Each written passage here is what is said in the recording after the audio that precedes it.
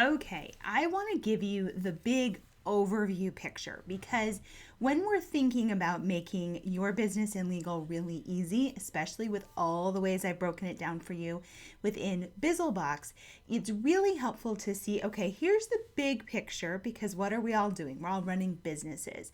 And then kind of the big milestone key pieces, and then you have a container to put the information that we're going to be talking about into. So what you're looking at right here is just an overview sketch, and you will see that I've color coded it for us. So the yellow is your opt-in. That's what I call the core 4 freemium. Don't worry, we'll get to that terminology much later on.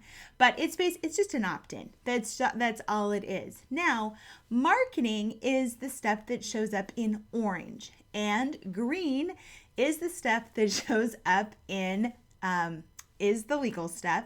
And then purple is where something is happening, like there's a functionality piece going on. So where we want to start is, what are you offering for sale? Because that's what we're doing. We're in business. We're selling things. We're teaching, whatever you want to call it, you're in a business. So what are you offering for sale? Now, when you do that, what we're going to do is we're going to go first down the path that you normally would take without having any idea that there's legal stuff running around behind the scenes. So you'd likely create an opt-in.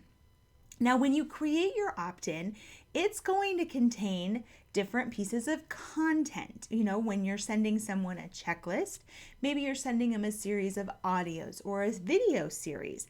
Maybe you're sending them a guidebook, but first and foremost, you definitely have an opt-in. Now, if your opt-in is catering towards maybe a product you're launching, a service you're providing, your signature program, you've likely named it. Now, we will definitely go into naming in depth because naming triggers trademark issues. And this is where you definitely want to be talking to an attorney right from the beginning. One of my favorite services that I get to offer people is helping them clear the name, strategize on the name before they end up months and thousands of dollars down the path of naming whatever that is that they're doing, only to then find out they can't use the name and they have to start all over. So keep that in mind when you're creating an opt-in that's leading people to your product. If it is something that you have named, make sure you're running a trademark search because that's where trademarking is going to intersect. And you'll see it's right out of the starting gate. Next, you'd likely create your landing pages, your sales pages. This could also be just directly on your website, just an opt-in to your newsletter. But you're creating a way where people are entering their email address. Now, that is personally identifiable information, and so it's really important to make sure you know the email marketing laws associated when you are doing something as simple as just saying, hey, I've got this cool stuff. Can I have your email address? You're definitely triggering legal. And this is where legal's running along behind the scenes. You'll see this is where your website ties in, that privacy policy, those terms and conditions, and your disclaimers. Those are running along behind the scenes and directly impact your landing pages. And also any place that you are collecting a name, a credit card, an email from anybody at any time. Now, you create your landing page and you hook it up to your email. You're connecting it to your email so that you can connect with people, so that you can build your relationship, so that you can keep your ideal paying customers in the loop about what you're doing. Now, here, there's a couple of pieces running along behind the scenes. First and foremost, it's email marketing laws. And some of the big pieces on that are you definitely have to do double opt-in. Canada requires it. And so if you don't, which I will teach you more about when we get to email marketing laws, That is required. You also are required to have correct contact information. So please don't use a made up address on your email. If you do and you get caught, it is a fine per violation. So just imagine if you're sending out a newsletter once a week, and let's say you have 200 people on your email list. Well, once a week is 200 times 4 is 800. That's 800 times whatever the amount of the fine is. So this isn't stuff we play around with. It really isn't. It adds up quickly.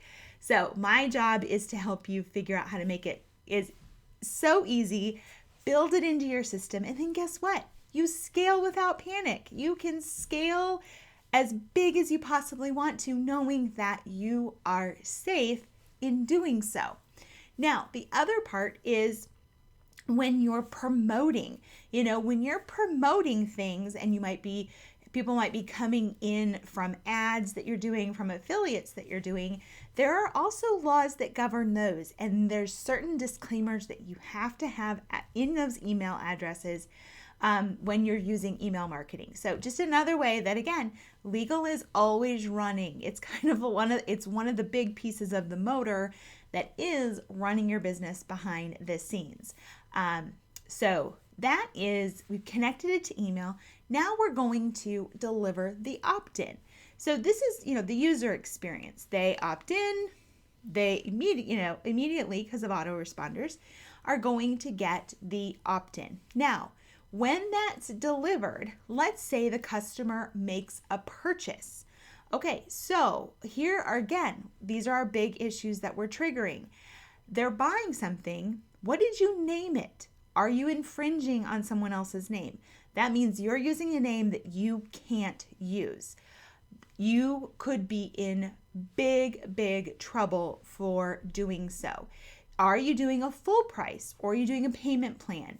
That triggers another set of laws, because if your payment plan looks more like you're charging someone interest versus offering them a discount for paying in full, again, very slight tweak, very easy to do, saves you mountains of headaches, then you have just triggered potentially banking laws.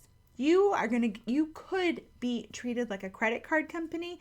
Trust me, you don't want to deal with those. Now, it looks like, I just deliver the purchase. Well, what I want you to do now is we're going to back all the way up to what are you offering for sale. And this is where, before you ever go through the rest of it, you want to make sure you have these pieces in place. Create the terms and conditions of that purchase.